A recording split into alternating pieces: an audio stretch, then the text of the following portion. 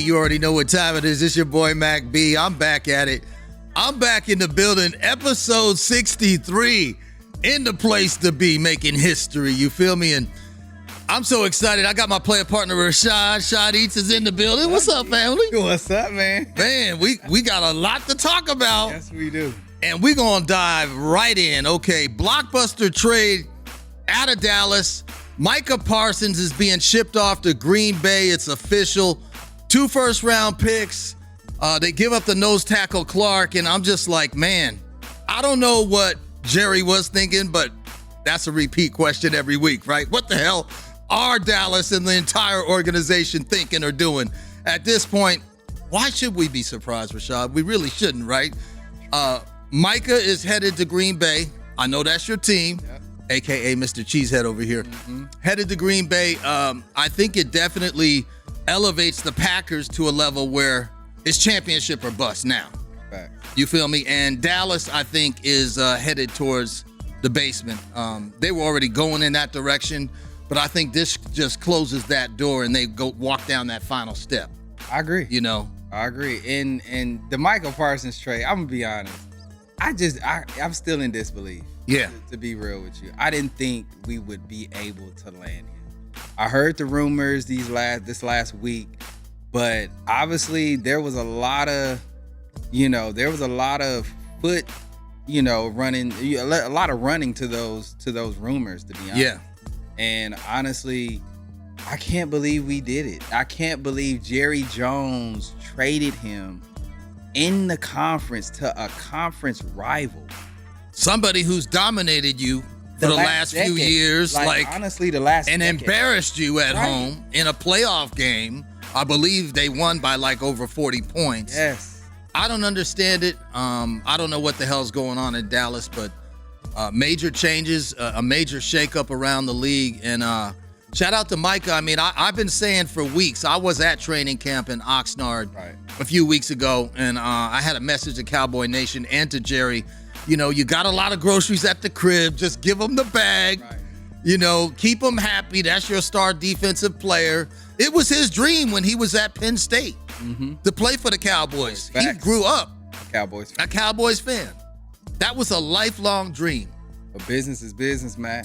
Business is business and pleasure is pleasure. And a $188 million contract with $136 million guaranteed over 4 years, I think that's going to keep Micah smiling and keep him happy. I know I would be. Yes. And it's Super Bowl or bust in Green Bay now. Yeah. And this is a big year for Jordan Love and company. Yeah. And and we're going to dive in on them here momentarily. For sure. But it's a huge shakeup in the league. Nobody saw that coming. I'll be honest. I did not think they were going to trade him. But even more significantly, Rashad, I never thought the Packers was in the mix. Right. I mean, that came out of nowhere. But look at how the organization is run. Look at the level of respect that they have for players. I mean, they embraced Michael with that contract as if he had already played for the organization. Right. That's why the loyalty that they gave out. Right. And without him playing a snap. Right. And that's why I was like, I didn't believe the foot traffic, bro. I didn't. Yeah. To the rumors. I didn't believe the foot traffic, but it was major traffic being made behind the scenes with those rumors. And when that story broke this morning about Bill Hubert reporting from Sports Illustrated that the Cowboys were listening to trade offers, that's when I was like, okay, something's it's here. Real. Something's going on. It's real. And then when Adam Schefter broke it, that's when you knew it was shout out to really Schefter. Right. Shout out to Schefter. That's when you knew it was officially real. So yeah, I was surprised. I almost feel like, and we talked about this off the air, there's a level of arrogance here with Jerry Jones and Stephen Jones. For sure. There's a level of arrogance almost as if we did you a favor, Micah. You didn't do a favor for us. You're a Cowboy. Do you know what it means to represent the star? Well, Jerry, do you know what it means to have a despicable franchise who hasn't won a Super Bowl? And it's going on 30 years. 96 was the last time, I believe. They haven't been to the conference championship. Yeah, but it's been 30 years since the Cowboys hoisted the Lombardi Trophy. So I don't know what your next excuse is going to be, but Dallas is despicable. It's a dumpster fire over there in Big D. I feel terrible for Dak and those boys. And Micah wanted to stay with the Cowboys. He wasn't really trying to leave, but they couldn't get a deal done. And then he publicly came out and disrespected a few weeks back and said, I want to trade. Right. Because he felt disrespected, and he had every reason to feel that way. Facts. And Mac, you got to understand this. I feel sorry for just the city of Dallas in general, because you lose Luka and Parsons in the same time frame, like less than a year, 8 months time frame. Like, that's crazy. Yeah. Like, you lose pillars of your franchise, like almost the face of your franchise, in like a 8-month span. That, oh my God, for Dallas sports fans, good luck with you guys. Yeah. well, the Mavs did land Cooper Flagg. Shout out to him, the number one pick. And the odds were so slim, but that happened. So maybe there's a glimpse of hope in Big D, but there's really no hope with the Cowboys right now. I'm disappointed. Cowboy Nation, I know y'all got boxes of Kleenex that y'all already emptying out. Yep. And speaking of wiping, let's go ahead in the proverbial toilet flush. This is for Jerry, the Cowboys, everybody involved. I mean, this is a disgrace, man. Yeah. It's a disgrace, and it's just terrible. Yeah. Nothing else to say. I went ahead and wiggled that handle for y'all. So, yeah, please pay attention closely.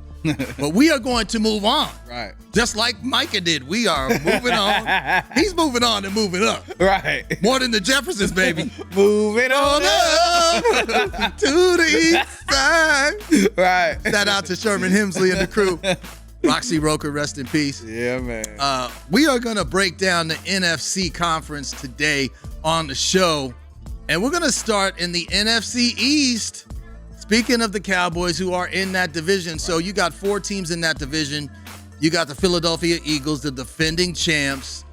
You got the rise and the ascent of the Washington Commanders. You got the New York Giants and Brian Dable over there, and Jackson Dart, the 25th pick in the first round. We're going to talk about them. And then you've got the Dallas Cowboys. So you've got a 4-team race.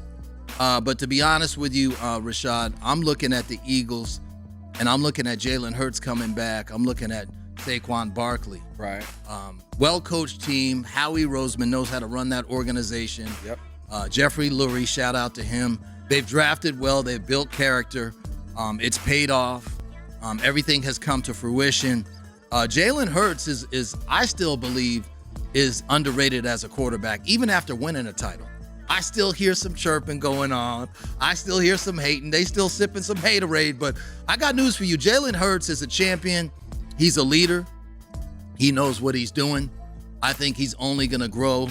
His growth and development, he's going to ascend even higher. If he can stay healthy, Rashad, and the Eagles are bringing back that core, that defensive front, where you only rushed 4 in the Super Bowl and they dominated Kansas City the way they did, all those guys are coming back.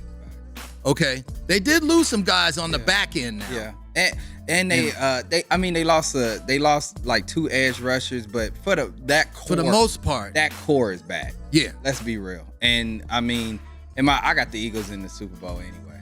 I'm gonna be real with you. Mm-hmm. Even with the Parsons trade, now I will say this: I still think, me being a Packer fan, we'll be neck and neck with the Eagles for a conference championship bid. But like, I still got the Eagles representing the NFC.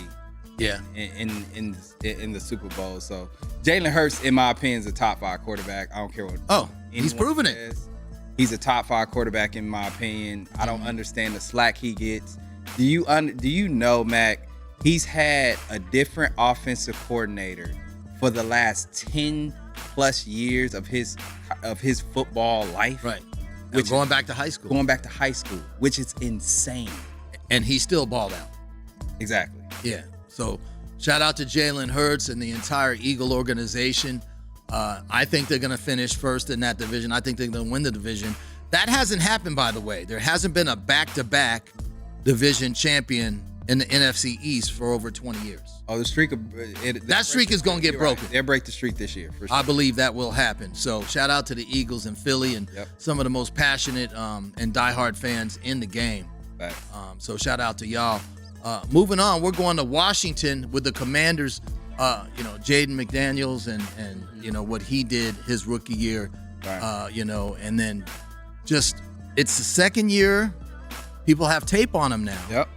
So is Jaden Daniels gonna make it happen like he did the first year? That's the burning question, right? Because he balled out. They just signed Terry McLaurin to an extension. That should have been done. But at least the Washington Commanders handled their business. He was a disgruntled player. They took care of things. Everything is smooth sailing now going into the season. But you got Jaden Daniels coming into his second year in the NFL. What will he do under center? Now that people have film on him, I think he's going to be a little bit more vulnerable, but I still think with his athleticism and the way he can read the line of scrimmage and improvise on the fly, I think the Commanders are still in good hands. And I believe they're still going to have a good season where they're going to push the Eagles. They're not going to get there at the finish line. But I see the Commanders winning at least 11 games. Right. Remember, it's a 17-game season. Mm-hmm. So I think the Commanders are going to win at least 11, maybe more. The sophomore slump is real, though. It is real. So you already mentioned, them. All these teams have film on this kid now. Yeah. I can't take anything away from the kid. The kid balled out. He probably had one of the greatest, if not the greatest, rookie quarterback year ever. Getting to the NFC Championship in his first year as a rookie. That's a high bar to live up to now. Yeah. But that's the bar he set for himself, which is amazing. So I agree with you. I look at this team, I say 10 plus wins as well. And I think they challenge for the division. They don't win it quite this year, but they will be a legit playoff threat and a legit Super Bowl threat. Yeah. We'll see how it plays out. It's going to be interesting to see how it all goes down in D.C. But shout out to the Commanders. They're a fun team to watch. I like what they're doing. I am a little bit concerned with their secondary. They were exposed, particularly in that NFC Championship game when they played Philly. And the Eagles basically ran the ball down their throats as well.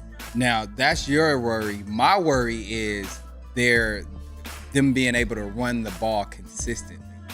Because the Commanders. Yes, because a lot of that was Jaden Daniels, honestly, running the ball, tucking, quarterback sneak, read option. Yep. So that's my thing. Can you run the ball, protect this kid behind that run game, and let this dude facilitate? Let him be a point guard in a sense. So that's just my biggest worry with the Commanders going into this year. Yeah, we'll see how it plays out, but. Shout out to Washington. Shout out to Philly. Those are the two powerhouses in the NFC East. A team that I think is my surprise team in the NFC this year is the Giants. I think the New York Giants, the New York Football Giants, yes, I'm saying it right now on this show.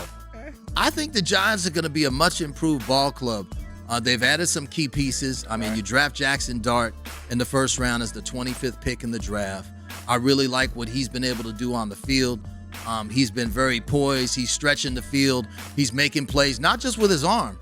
He has some very, good athleticism, very deceptive athleticism on the field, but he's growing right before our very eyes. They're going to give Russell Wilson the starting job, which I believe is the right call. But eventually, I see Jackson Dart getting on the field and making some things happen. You also got Jameis Winston, just a good leader in the locker room, a wily veteran, always got that bubbly personality, making people laugh. So I like what the Giants are doing. They've added some pieces on defense. They had a horrible year last year, but I think they're going to be much improved. I think the Giants can win about 7 or 8 games. And I do believe that they got the quarterback of the future in Jackson Dart.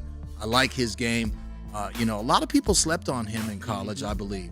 They underestimated what he could do. And he was at USC for a brief period. And then he ended up transferring once Caleb got there. And, he ended up at Ole Miss with Lane Kiffin, a pro-style system that really taught him a lot. So the kid is, the kid is legit. He has a ton of talent. He showed a lot of flashes in the this past preseason. So I'm excited for the kid, and we'll see. we'll see what the Giants do this year. I think they finished third in that division, to be honest. Especially that's what I'm saying. Right, especially after, Dallas let Parsons go. Yeah. Yeah, I truly believe they finished third in that division. Yeah, and speaking of the Giants, I mean, Brian Daboll, shout out to him. I think he's a good coach, but Brian Daboll's on the hot seat. You've got to make some things happen this year. Mm-hmm. The Giants have to be competitive, even if they don't win a ton of games. I feel like the Giants need to at least finish 8-9 for Brian Daboll to keep his job. Right. I believe that he will be on the hot seat, particularly with this year, with the expectations, the new additions to the team. They drafted well. No more excuses. It's time to show up on the field and make it happen. Right. I think the Giants are going to, upset a few teams. I don't see them as a playoff team, but I think that they're growing right before our very eyes, and I think that they are on the rise. And I think they're probably like 2 to 3 years away from competing at a high level. Not even winning the division, but just, double-digit wins. Right. Getting to the 10, 11 win mark. I think they're maybe 2 to 3 years away, and I think that it can happen if they make the right personnel move. But I agree with you. Daboll has to show signs this year. Yeah, growth. You have to show growth of, okay, we're moving in the right direction. We have some pieces now. Let's add and hopefully possibly be a playoff team next year. Yeah. Not this year. But it'll be tough for them this year, but I agree with you. He has to show major signs of progression. Big time. And we are now headed towards the basement. And representing the basement in the NFC East, and both of our opinions, is America's team, the Dallas Cowboys, who just traded away a generational talent, a number 1 draft pick in Micah Parsons, one of the key cogs to your defense, to your franchise, the face of the franchise, really next to Dak Prescott.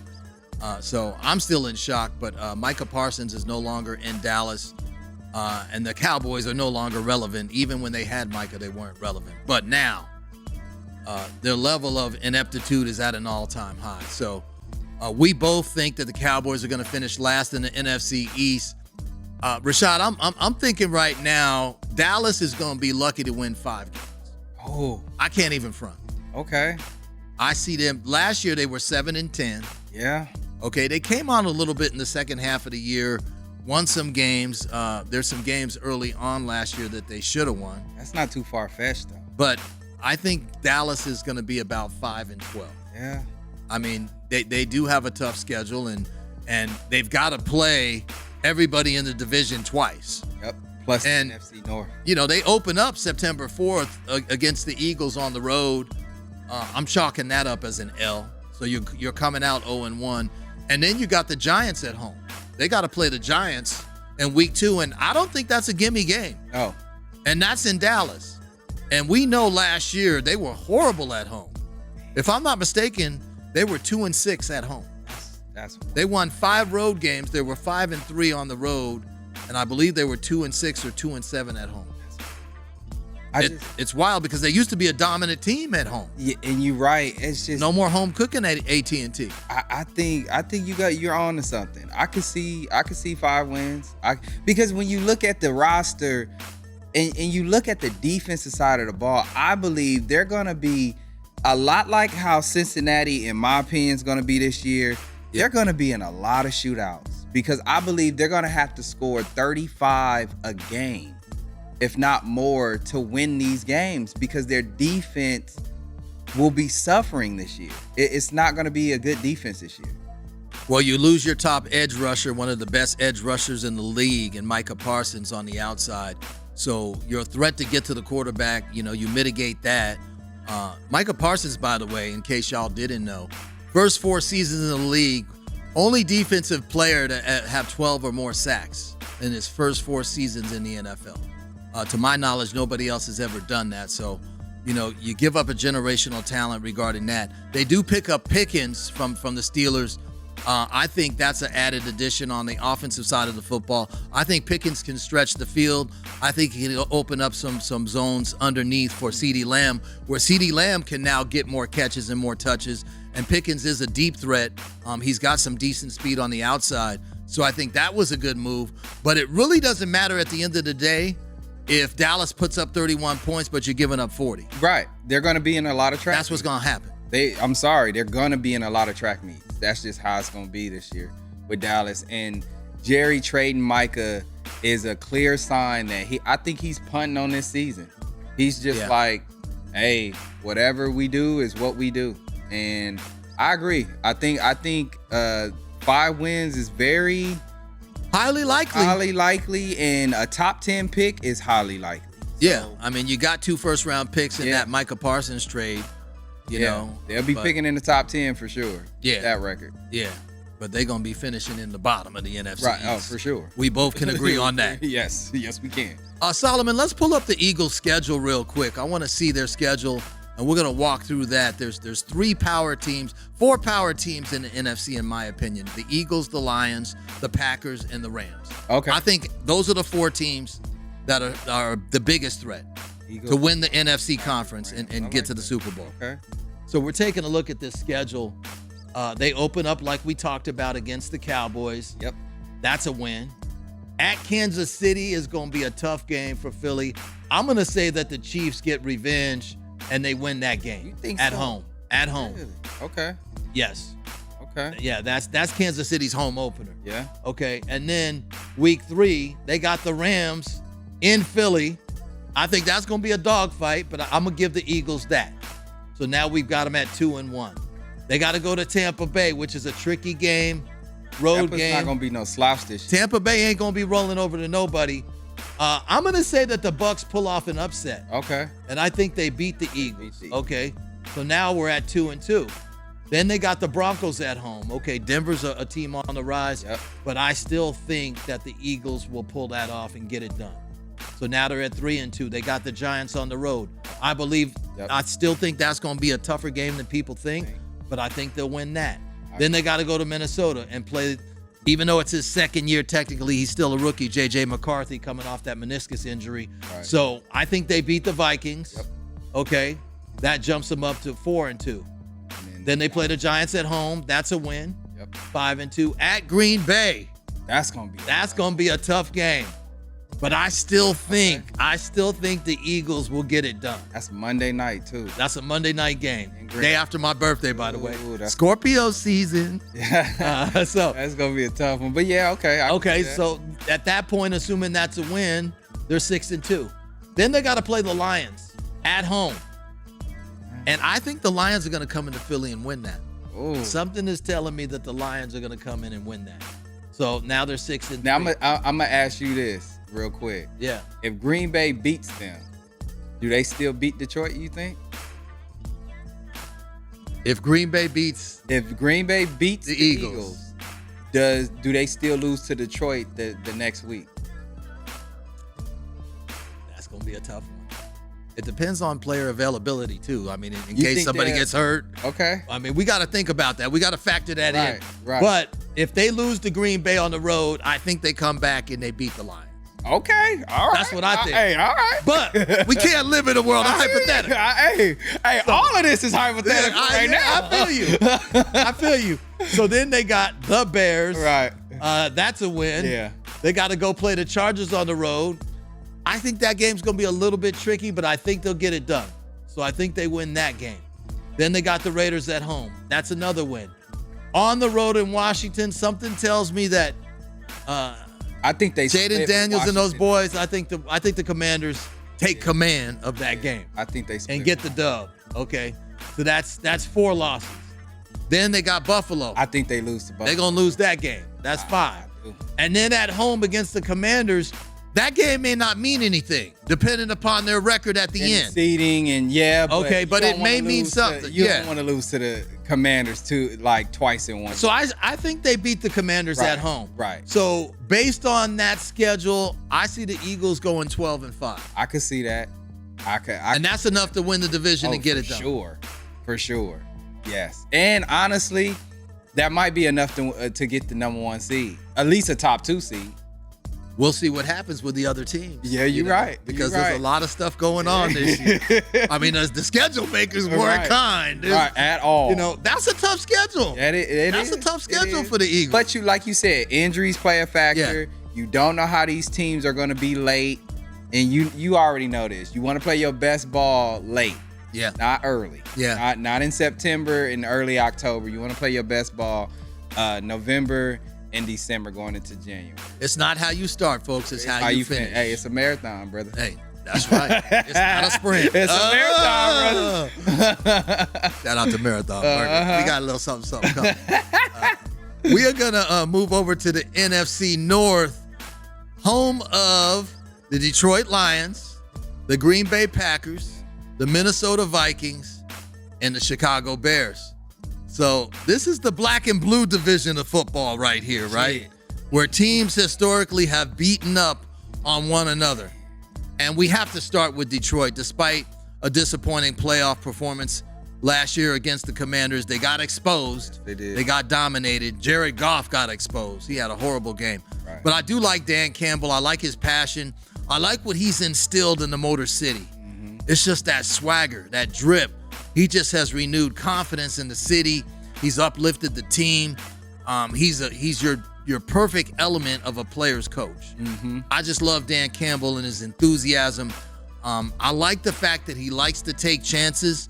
However, when you're at the crap table too much and you roll the dice too often, eventually it's going to come back to get you. Right. So I think that I don't want him to change his coaching style, but I think that if Dan Campbell mitigates some of those risks and kind of just pumps the brakes a little bit, still take some chances now, but don't go for it on fourth down every single time. You know, sometimes it's okay to kick the ball. But I do like what he's been doing to the Lions. I think he's the heartbeat of the city. Jared Goff is an outstanding player. You've got all those great receivers on the outside, and you got a hell of a running game, right? Yeah. I think the Lions are going to be poised, to compete for the division. But now, with Micah Parsons coming over to Green Bay, if Jordan Love can stay healthy, you've got Josh Jacobs in the backfield. He needs to be the bell cow for the Green Bay Packers, and we're going to see what happens with that situation. But they still have, some great talent on the outside too in Green Bay. Christian Watson, he's hurt now. Right. He'll probably start the season on the PUP list in terms of him and his situation. So he's hurt, but we're going to see what happens in the NFC North. It's going to be interesting. I think the Packers and the Lions are going to be the top two teams. I agree. I think the Vikings are going to take a step back. I think the Bears are going to take a small step forward. Right. A small step. Right. So I still think they're going to finish in last place. Right. But now that you got, a new coach, Caleb Williams is now no longer a rookie. Hopefully they can get their act together in Chicago. But back to the Lions and the Packers, I really like what Detroit has done, particularly building momentum from last year. Ended on a sour note in the playoffs, but I think that they're at a high level to compete for that division. I think that the Green Bay Packers are going to be competing for that division as well. When we look at the Detroit Lions schedule, let's take a look and dive in real quick. So they open up on the road at Green Bay. I'll be there. Okay. Don't rub it in because I won't be there. Okay. I'm not mad at that. I'll be there next weekend. Yeah. That's right. Okay. I'm going to say Detroit at Green Bay. I'm going to go out on a limb because I just said we went through the Eagles schedule, but I'm going to go out on a limb and I'm going to say Green Bay gets that game. Right. So I'm going to say they open up 0-1. Then they come back angry. They blow out the Bears. Then they got to go to Baltimore, Rashad. That's not a gimme game. At all. At all. I think the Ravens win that game. So they're starting out 1-2. Then they got Cleveland at home. That's a win. They're back to 500 at 2-2. They got to play Cincinnati on the road. That's a tricky game, even though the Bengals defense is suspect. I think, honestly, Joe Burrow and company can get it done. Jamar Chase on the outside and T. Higgins. I think the Bengals upset the Lions in that game. So now the Lions are at 2-3. Okay, then you got to go to Kansas City. I don't think they're going to beat Kansas City. Really? No, I don't. Okay. Now they're at 2-4. Then they got the Bucs at home. They win that. Then they got a bye. They're 3-4 coming off of a bye. They got to play Minnesota at home. They're back to 500. Yeah. 4-4 at Washington. Something tells me they're going to win that game. Now they're 5-4. Then they got to go to Philly. I still think that the Lions will go in there and win. Okay. 6-4. Giants at home, win 7-4. Packers at home, We split with win 8-4. Yeah. Cowboys, that's an easy win, 9-4. Then they got to play the Rams on the road. I think they take an L. I think the Rams upset them at SoFi. They're 9-5. Okay, then they play the Steelers at home. They win that. They're 10-5. I think these are next two games at Minnesota, at Chicago, are both wins. Okay. So I see the Lions finishing up at 12-5. All right, that's a realistic prediction, that's right where there. That's where I pretty much had them. This is how I feel about the Lions. They will take a step back because I still think they're going to be very good, but they will take a step back because you can't lose Ben Johnson and Aaron Glenn, two of the best coordinators in all of football. They took some of that staff with them. Yeah. So to me, you can't just lose that and think you're just going to just bounce right back and win 14, 15, 16, 14 games or whatnot. So my thing is they will take a step back. I got them around 11, 12 wins as well, though. And a lot of people don't think it's a hangover, but I think even though they didn't get to the Super Bowl, the way they lost that game at home they got embarrassed. And they got embarrassed and destroyed and exposed by the Commanders. I think there's still a little bit of that loss lingering over the franchise. It may not come out publicly, but I'm telling you right now, the Lions still are licking their wounds from that defeat last year against Washington. They got embarrassed. They got exposed. I mean, Jared Goff got rattled. I believe he had 4 picks in that game, if I'm not mistaken. But the defense got exposed on the back end. It went 15. And Jaden Daniels was stretching the field all day long. McLaurin had a great game. I mean, they were just eating. They went 15-2 with the number 1 seed. I agree with you. And fumbled it. Yeah, you can't sit here and say they didn't feel that. It wasn't that they lost. It was how they lost. And it's always how you lose, and they felt that. 15-2, number 1 seed, and you get embarrassed like that from a rookie quarterback that looks better than your veteran. Yeah. Oh yeah. Yeah. So I think there's gonna be some hangover there from that defeat, But shout out to Detroit and Dan Campbell. Sure. We're gonna see how it plays out. Let's move back to Green Bay and talk about their situation. So, Jordan Love. I mean, I think he's growing right before our very eyes. Right. He's a rising player. I like what he's doing offensively. I like what he's doing at the line of scrimmage. He still needs to cut down on the turnovers a little bit. But, if I'm not mistaken, I think this is only his 5th or 6th year in the league. And he didn't even play that whole time. Yeah, facts. Because he was behind Aaron Rodgers for a starting. So, we talk about the Parsons trade. Yeah. It's Super Bowl or bust for Green Bay. Yeah. Here on out. Mm-hmm. Like, this is a big year for Jordan Love. This is a big year for Matt LaFleur. You know me, I've been a Jordan Love guy since the day we drafted the kid. My thing is now, it's time to take that step. We're still the youngest team in the NFL for the 3rd year in a row. That's no excuse anymore. It's time to take that next step, and it's time to compete for Super Bowls. Yeah. So that's just how I feel about it. And I have our floor at 10-7. I have the ladder at 14-3, to be honest with you. Like, I'm not mad at that. I don't see 14-3 even with the addition of Parsons, but a key component for the Packers is the injury bug. Can they stay healthy, particularly on the outside? I mean, you got Dontavian Wicks, right? Heath. Like I said before, Christian Watson is still going to be on the PUP list. During that playoff game last year against the Eagles, they hung in there. Yeah. But you had 3 guys go down in one game. Exactly. He was going to Wicks and a bunch of lawn chairs. Yeah. Yeah. You know what I'm saying? Like, So guys went down. We led the league in drops this last year. So that can't happen. Yeah. And we got to take that next step as an organization, especially like we already mentioned a few times, after you make a trade like that with Parsons, it's time to compete for Super Bowl. Another guy that to me gets open, he doesn't get the ball a lot, is Romeo Doubs. Facts. I like him. I like how he runs his routes. Right. He can stretch the field. He's deceptively quick. So between him, Doubs, Heath, Wicks, those guys are going to be key players. And Jordan Love's going to need production out of them to really keep the Packers competing at a high level. I agree. Let's take a look at their schedule because they're one of the top 5 or top 4 in the NFC, like I had indicated earlier. So they're scheduled to open up. They got the Lions. Yeah, I predicted that they're going to win that. It's a tight game, but I think the Packers pull that off. Then they got the Commanders on a short week. Thursday night. Thursday night game.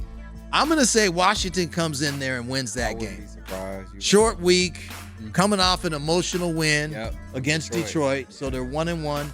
They go to Cleveland. Even though they get the dub there, I think that game may be a little bit tighter than what people believe. I think we blow out Dallas. I think, you're going to destroy Dallas. Okay. That's an early birthday gift. Okay. I'm already claiming it. I'm right. So you will dominate and destroy Dallas. So I think at that point, I think you're 3-1 after week 4. Then you got Cincinnati at home. Something tells me that the Bengals are going to come in there and win that game. Really? Okay. I think that's going to be a shootout with that Bengal offense. So now you're 4-2. You got to go to Arizona. That's a tricky team. I think you'll get it done, even though it might be a little bit more challenging. Now you're 5-2. Then you got to go to Pittsburgh. I think that's going to be a tight game. And I think the Steelers are going to pull the upset there. Okay, so now Green Bay's 5-3. Then you got Carolina at home. You win that, you're 6-3. You got the Eagles coming in. That's a tough game. I'm going to say that they lose that game. Right. So now they're 6-4. You got to go to New York. That's not going to be an easy game on the road. I think they get it done late. They're 7-4. Then they got the Vikings at home. I think they win that. They're 8-4. Then they got to go to Detroit. I think we split. I disagree. I think they lose. I think they take that L. I think that's what I'm saying. Because they beat Detroit earlier. That's what I said. I think we split with So Detroit. now you're 8-5. Right. Okay. Now you got Chicago at home. I think they get it done there. At Denver, I'm going to say that's an L. Yeah, that's going to be. I think that's going to be their 6th loss of the season. The Broncos are played very well at home. Bo Nix is ascending. Sean Payton will have Denver ready. And defensively, we'll get to Denver on the next show. But defensively, Denver's top 3 in the league, in my opinion. Right. Then you got to go to Chicago. That's a win. Okay. Baltimore at home. I don't see it happening. I think you lose to the Ravens. Now you got 7 losses. You got to go to Minnesota. That may be a game that they may need to win to get in. See, okay. I see the Packers going 10-7. I'm just saying. I don't see it because I'm going to tell you why I don't see it. We went 11. They got a hard schedule. We went 11-6, and Jordan Love was hurt most of the year. Last year. Facts. I don't see it. But you didn't play these teams last year neither, with the exception of Detroit and Minnesota. True, and I get that. And Chicago. I see us winning 11 or 12 games again. 11 or 12 games. I give you, like I said, the floor for me is 10-7. So I'm not shocked about that. But I feel like I'm taking the ladder. I feel like at least 12, 13 wins for sure. First month of the year, Rashad, you come out the gate 3-1. I think your only loss in the first month is to the Commanders. If we come out the gate 3-1, that's but the second half of the schedule. Yeah. It gets a little bit rough. Because you got the Lions, you got Denver, you got the Ravens. Right. Minnesota division opponent's not going to be an easy game. Right. Pittsburgh's not going to be an easy game. Cincinnati at home. I'm not high on Cincy. I'm just not. I'm high on that offense. I hear you. And if Green Bay's going to win that game, they're going to have to outscore the Bengals. Oh, and I think we will. We shall see. I'm just not high on Cincy this year at all. Right. Well, we shall see how it plays out. We're going to keep it moving. We're going to move on, and we're going to talk about the Minnesota Vikings. Shout out to J.J. McCarthy coming back from that torn meniscus. This is technically his rookie season because he got hurt, and before he even had a regular season snap. Right. So I consider this basically his rookie year. They lost Sam Darnold. He went to Seattle. I think Darnold really played very well for the Vikings, particularly in the regular season last year. But Jordan Jefferson on the outside, one of the best receivers in the league. How is McCarthy going to, adjust to the NFL? This is no longer college. You're no longer at Michigan. How is he going to be health-wise? Because anytime you're coming off of a knee injury, I don't care what anybody says, you're not always 100%. You're not always the same. But I think there's going to be some growing pains in Minnesota, Rashad. I think the Vikings are going to take a step back. If I'm not mistaken, they won 14 games last year. During the regular season, they went 14-3. That's crazy. I think the Vikings' best case scenario is they win 8 games. I think they're going to go 8-9. 9-8, 8-9. Because you got a rookie quarterback, doesn't have a lot of big-time experience. They've lost some key players on defense. I think the Vikings are going to be okay. They'll still compete. They'll kind of be middle of the pack. But I don't see them making much noise out of Minnesota. What are your thoughts on the Vikings in that situation with McCarthy? I mean, they have a legit defense around him, which is good. You know, they have a legit offensive line. I will say that. He has all the weapons with Addison. Now Thielen's back. Yeah, Thielen is back, true. Justin Jefferson. So, and Hawkins. Well, not Hawkinson. Hawkinson is there, right? Yeah. Hawkinson. So they have legit weapons all around McCarthy. It's almost one of those situations like he was at Michigan. Just don't mess it up. Right. But how is he going to respond? Exactly. So I don't know. I still think the Vikings finish third in that division. I think the division comes down to the Packers in Detroit. But so I'm just not high on McCarthy. But I will say this. Whoever wins the North, in my opinion, will either get the number 1 or number 2 seed. I can see that happening. That's just how I feel about that division. So whoever comes out of that division, in my opinion, will have a top 2 seed. Right. But it's been shown last year. Just ask the Commanders about that. Right. It doesn't matter. Who was the lowest seed and came in and knocked a few teams off. So playoff positioning, I don't think it's as relevant now as it was in years past. Home field advantage does help, but it's been proven time and time again, teams can come in and send you home packing. Right. And so just ask the Detroit Lions about that last year. So we're going to see how it plays out with the Vikings. Shout out to Minnesota and McCarthy. We wish you the best of luck. I know that Justin Jefferson is ready to catch some of those deep balls. So we're going to see what happens in the Twin City. We're going to move on to the Windy City in Chicago. You've got Ben Johnson coming over, previously on the coaching staff of the Lions, now the head coach of the Chicago Bears. And Caleb Williams, disappointment last year with him. To his defense, though, they didn't have the right coach. Right. And all the different chaos amongst the offensive coordinator. And I don't think he was set up to succeed based on the system. But you and I both said coming out of the draft that he was overrated. Yeah. We did. We both called that. Yeah, we did. Caleb Williams, he's got some growing pains. He's still got to learn. He's got to get more acclimated to the NFL. I still think that he holds the football too long. He takes a lot of sacks. He tries to force the ball in tight windows, and that doesn't always work out in his favor. So, but he did have some flashes. He did have some moments last year where he did play well. Again, I don't think he had the right coaches around him. Now I think Chicago's a much more oiled machine. I think they're a better run franchise. Organizationally, I think that he is set up to get more wins under the tutelage of Ben Johnson and seeing how that plays out. But the Bears are kind of a middle of the pack team. Defensively, they got some decent players. I'm not sure. They lost Keenan Allen, right? He's no longer there. I think he went back to the Chargers. Yes, but he did. Who's the receiver on the outside? They got Aroma Duzier. Have the other guy, the speedster. They have DJ Moore. Yeah, DJ Moore, right. And then they drafted this rookie from Missouri. I can't think his name, but he's. Yeah. I mean, the Bears are the Bears. You know how I feel about the Bears. Bears still suck. So, be nice, right? But I just don't believe in Caleb like that. Ben Johnson. He's never been a head coach. He's been an offensive coordinator. It's again off-season hype with the Bears, which is, that's cool. But my thing is, let's really see this off-season hype play out in the regular season. Yeah. And actually, let's see it flourish because we just never seen it. It's to me, it's the same tune with the Bears every off-season. Off-season champs. Right. And they get to the regular season and they wet the bed. per usual. So like that's just my thing with the Bears. It's like be humble, and like Kendrick said, be humble, and you know let this thing play out and actually win a few games, get a few games under your belt before you start talking crazy. Yeah. And calling certain coaches out like Ben Johnson did with Matt LaFleur, which I never understood that this past offseason. So to me, it's just I think they finished third to dead last in the division, and Bears still suck, bro. I think the Bears take a small step forward. Right.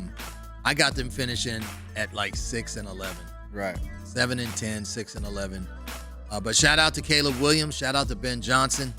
We wish you nothing but the best of luck. I don't. We're gonna move on. We're gonna move on to the NFC South, and in that division, you got the Tampa Bay Buccaneers, you got the Atlanta Falcons, you got the New Orleans Saints, and you got the Carolina Panthers. Bucs had a good year last year, even though they slipped up at home and lost to the Commanders in a very tight game. In that playoff game, that wild card game. So. Shout out to Tampa Bay. Baker Mayfield and the Bucs. Can they continue to rise? I like what Mayfield has done. They basically threw him out of Cleveland and gave up on him. But Baker Mayfield, in my opinion, is top 10 in the league. Yeah. And yes, I'll repeat that. Baker Mayfield is top 10 in the league. I don't want to hear anybody hating. Look at the numbers. Stats don't lie. In terms of efficiency, in terms of QBR rating, touchdowns to interception ratio.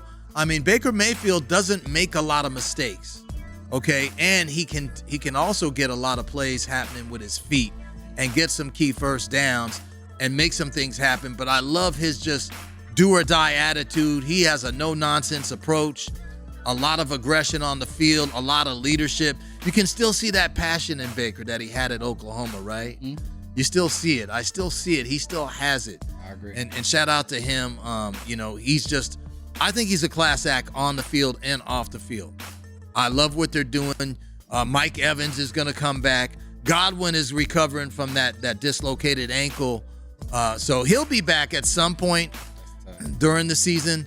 But I am a little bit concerned defensively with Tampa Bay. I mean, they have played well in the past. I think the back end needs to be a little bit some attention paid to them, particularly in the secondary. Right. There is some vulnerability there, but overall, I think Tampa Bay is still my pick to come out of that division. Right. I think the Bucs win at least 10 or 11 games in that division, and I think that's enough to get it done. There are some other teams that will have somewhat of a threat to them, but I do like Todd Bowles. Doesn't say a lot, right? He's just a real quiet kind of a guy. It's all about business, which I could appreciate. Yeah. He just is very, mild-mannered type of coach. Doesn't get upset, or at least he doesn't show it often, right? But I do like the direction that Tampa Bay's going. I think Baker Mayfield is a perfect fit, especially after you lose Brady. Brady retired. We didn't really know at that time who was going to be the guy. Right. Who was going to come in and fill the shoes of Brady, right?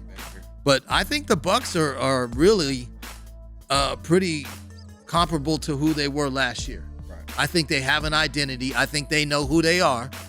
I think we know who they are, right?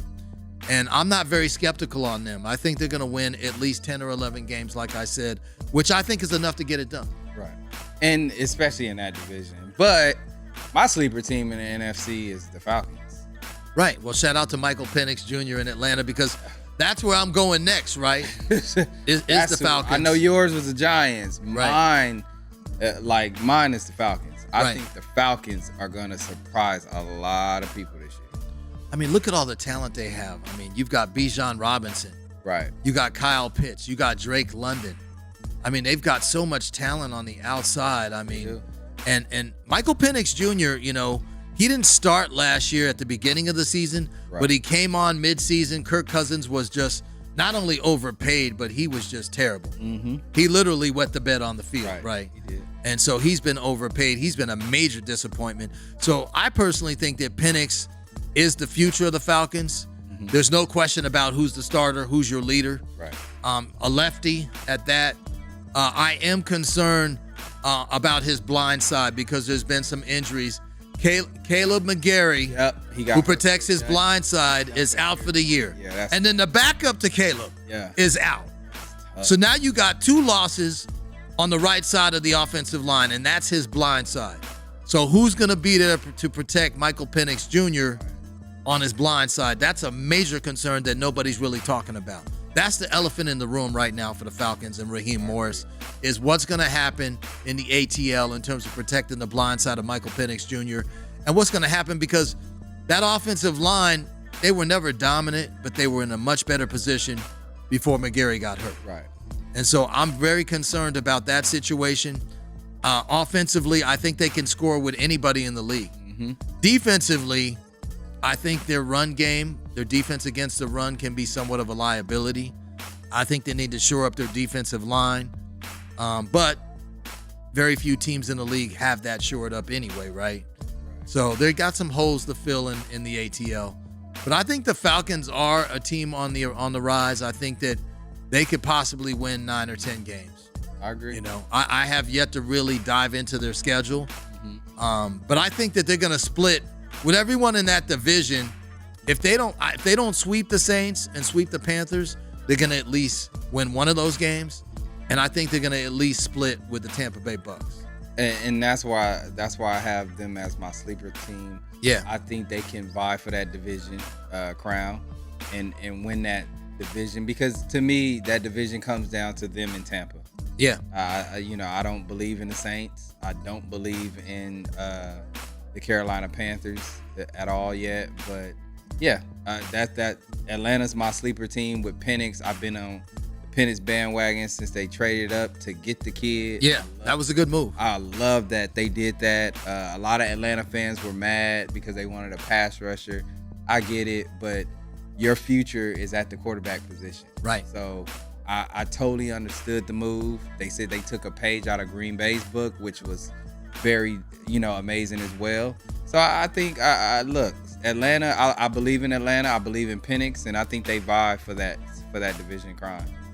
Yeah, they're the one team in the NFC South that I believe can compete, and challenge the Buccaneers, because I don't see the Saints or Carolina doing that, although I do feel like Carolina's going to be improved, and we're going to shift gears, and we're going to talk about the Saints first in New Orleans. I mean, you got Kellen Moore, right? New head coach, rookie head coach, former offensive coordinator with the Cowboys. Kellen Moore is in his first year in New Orleans, Rashad. And they recently named Spencer Rattler as the starting quarterback. He was competing against the rookie, and he ended up winning out the competition. To be honest with you, defensively, I'm more excited about the Saints than I am offensively, because I think Spencer Rattler has a lot to learn. In the glimpses that I saw from him last year, he turned the football over way too much. I think offensively, the Saints were a mess. I think that's why they brought in Kellen Moore, more of an offensive-minded guy, former offensive coordinator, like I said. So I think offensively, the Saints over time are going to get better. I just don't think personnel-wise they have enough on the field to really reap the benefits. And Rattler doesn't have enough experience. No, and he played a little bit last year. He was terrible. Yeah. I just didn't understand why the Saints didn't draft Shador. Yeah. They needed quarterback help, so I just didn't to me that didn't make sense. They drafted the kid out of, I think he was out of Louisville or NC State, the rookie. Yeah. They have but I don't believe in the Saints. I don't believe in Kellen Moore as a leader. I went to school with Kellen Moore at Boise State. Yeah, he was at Boise State. Was at Boise when I was at Boise. Me and him was classmates as well. But like my thing with Kellen's just always been a quiet guy. So he's never been a guy. Never an in your face type of guy. He's not a rah-rah guy. He just doesn't strike me as a leader of men. I could be wrong. Yeah. I'm sure he's an amazing human being, but I don't see that head coaching style in him. He won a Super Bowl with the Philadelphia Eagles as their offensive coordinator. He did a masterful job with Jalen Hurts. So hopefully he can turn it around in New Orleans, but I don't see it. Right. Well, we're going to move on to the Carolina Panthers. Shout out to Bryce Young, Dave Canales, second-year coach for Carolina. Bryce Young, I called him out on this show last year when he got benched. And I can't front. He took it as a man. He came back late in the year and played some of his best football. Yeah. He threw 15 touchdowns. He had 9 picks.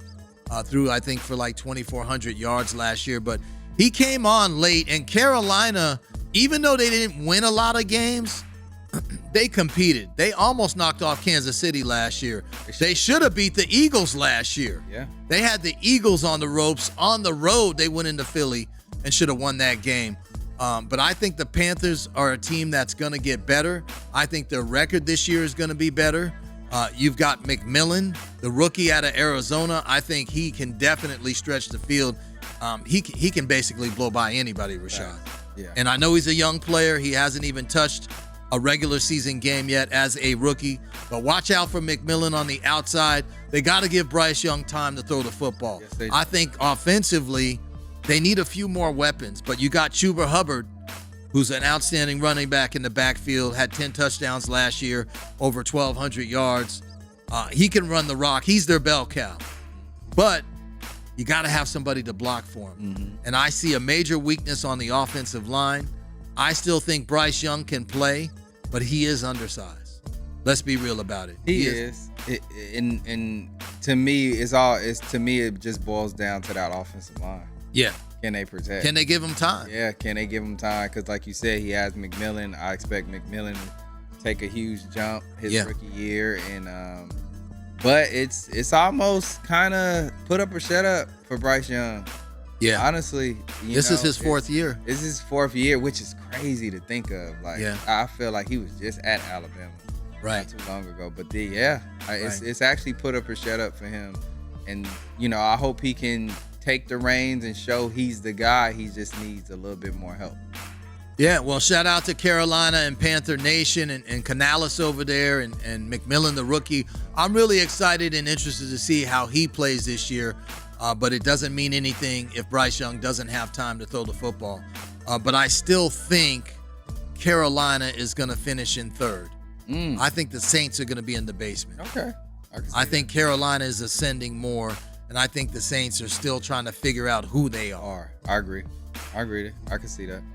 Speaking of a team in a division that knows who they are, last but not least, we're moving out west to the NFC West. And what better team to start with than the LA Rams? And in that division, we got the LA Rams, okay? We got the Seattle Seahawks. Mm-hmm. We got the San Francisco 49ers. And we got the Arizona Cardinals. But we're going to start off in LA, right here home in LA to the LA Rams. Sean McVay, outstanding players coach.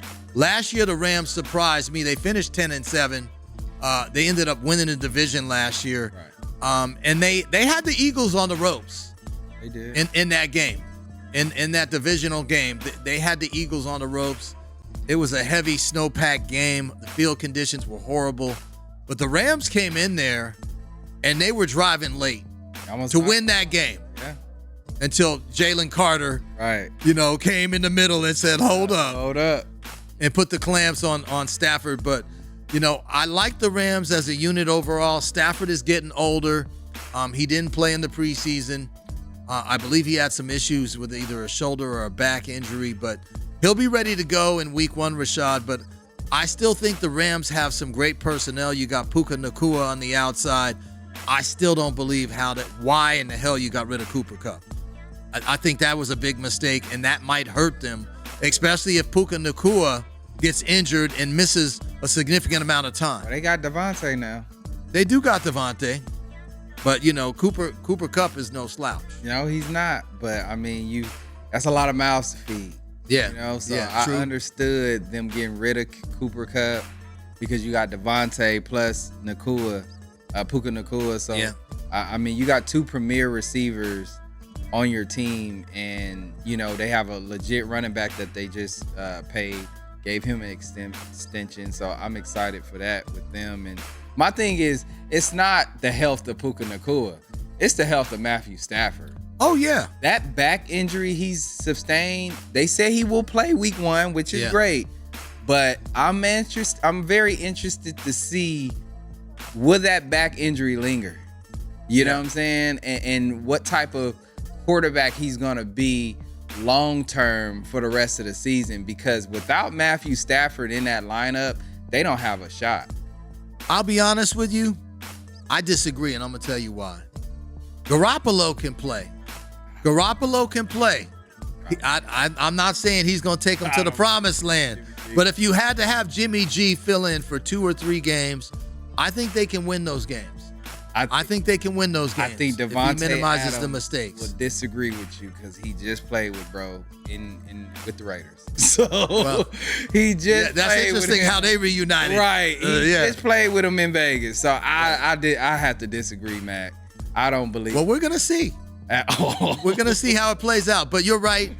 A lot of the success of the Rams is predicated on the health of Matthew Stafford, but Nakua is on another level. For sure. I mean, that dude just gets open, and the way he can stretch the field and run routes and catch balls that other receivers can't. Right.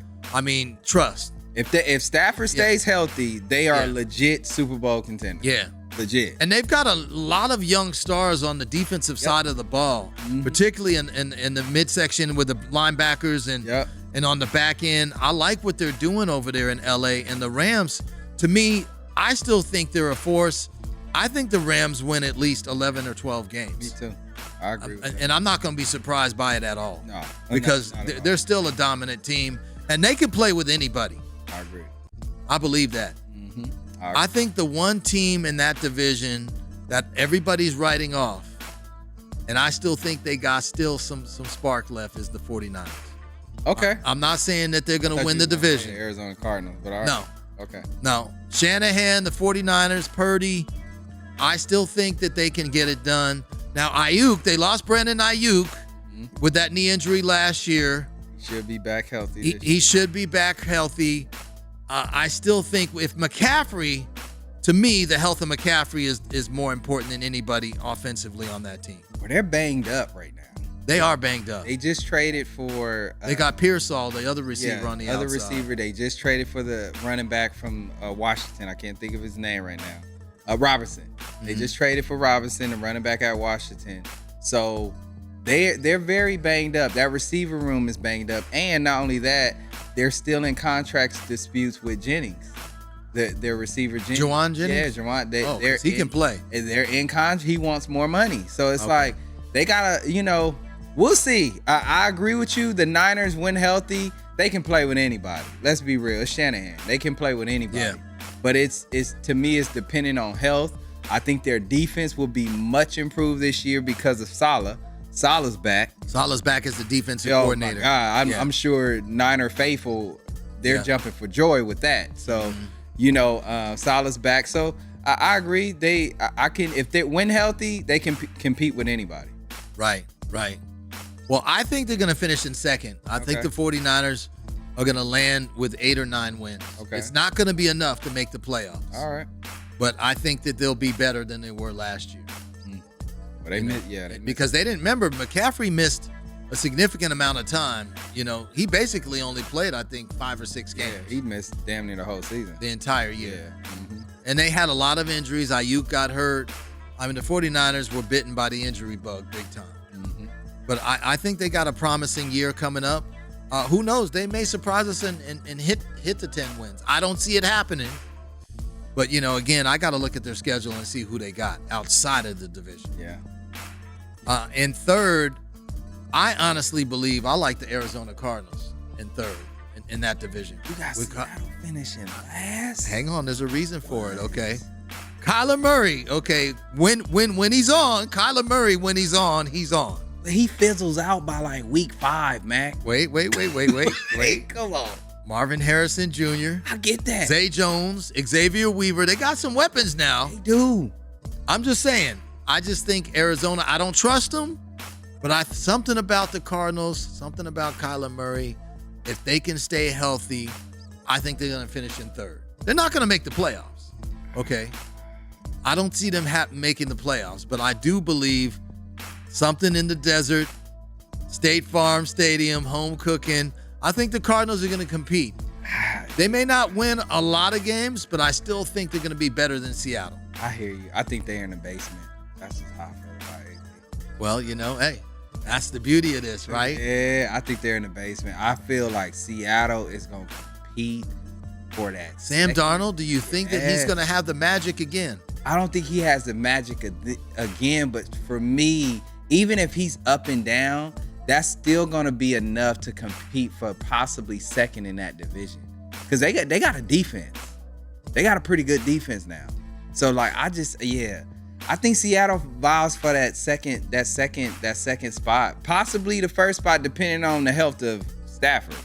So, wow, you're going that far. Yeah, you think? I think Seattle's better than that. I truly do. They don't have Geno anymore. I think that Geno, was made. He contributed a major part of them, competing last year. And they went 10-7 last year and didn't make it. I agree. They didn't get in. He don't get enough credit. Geno doesn't get enough credit. and trust me, the Raiders are going to be better than most people think, but we're going to save that conversation for another day. But back to Darnold, they did add Cooper Kupp, which I think was a key addition to the offense. But Sam Darnold, it's a new system. It's a new division. I think they had lightning in a bottle last year, so to speak, with the Vikings. I think Sam Darnold can play at a high level, but can he maintain that level of consistency in the NFC West? Seattle sure hopes so. I don't think so. Yeah. I personally don't think so. All right. You got a new head coach, new system, new team, all the way across country. Yeah. New environment. Yep. There's going to be some growing pains up in the Pacific Northwest with the Seahawks. I agree. I mean, you do have Cooper Kupp. You've got Martinez. You've got White the third as a running back who I think is going to be good. I think they got some young talent in Seattle, but I still believe they're a few years away from really competing for the division. I agree. I think they're taking a step back. That's why I say Seattle probably goes 7-10. All right, and like I said, I agree with you. It wouldn't shock me if they win 7 games, but I'm a little bit higher on them than you. I think they still compete for that division. I think they're going to be a tough out. They're going to be a stingy team, and we'll see. That Sam Darnold deal is basically a 1-year deal. So they can get out of that deal after this year anyway in Seattle. Right. So I don't know. Don't forget they got the rookie quarterback out of Alabama. Yes, they do. And they believe in that kid. And they're going to have plays mixed in with that offense for this kid. They're going to have packages for this kid. So you're right. I'm a little bit higher on Seattle than you, but I can see the other side too. I think their floor is 7 wins, set at like 6-7 wins also. So. Yeah. So we'll see how it plays out, but shout out to the Seahawks, the Cardinals, the Niners, the Rams. This is a recap of the NFC predictions. Coming out of the NFC, by the way, okay, I believe that the Eagles are going to represent the NFC again. I think they're going back to the Super Bowl in San Francisco. I agree with that. And I have the Eagles, even with the Parsons trade, I do have Packers-Eagles NFC Championship game. Okay. I do have that. I'm not mad at that.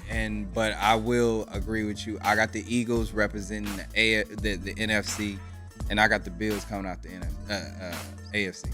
So. Well, we haven't got to the AFC yet in terms of teams. But that's my Super Bowl prediction. And Bills you know what's funny? AFC. I'm going the same way. I think Buffalo. You what? No, for real. I thought about it all week. But I see Buffalo and I see the Eagles. Yeah. And that would be one hell of a Super Bowl in the Bay. Yes, it would. And we will be out there. We will be in the building, okay? I'm coming, Mac. Trust me. You better not miss this one. I'm not missing that one. But that's my predict. That's cool. That's crazy. Yeah. So I like Buffalo against the Eagles. Yeah, all right. Absolutely. Eagles out the NFC, Buffalo out the AFC. Yeah. Solomon, any thoughts from you in terms of NFC, AFC? Talk to us in terms of who's going to the Super Bowl in San Francisco next year. Oh, the Dolphins, of course. The Dolphins. The Dolphins, of course. They're gonna win it all. Oh, okay. Well, they gotta swim their way to the Bay, man, and hope that they don't get bit by a shark. Yeah. That's cool. Well, you're watching Sports Hop. Episode 63 is in the books. Don't forget to tap in and follow us on social media. Follow me at Mack B, MACK, B as in boy, _. at Sports Hop Media, all one word. Rashad, tell them what time it is, where they can follow you, bro. Follow me at Shad Eats on all platforms. You know what it is. Go Pack Go. You see the logo. Go Pack Go. The Bears still suck. Don't get it twisted. We coming for that NFC North. And, hey, man, Green Bay all day. That's how you know what it is. Episode 63 is in the books. Peace.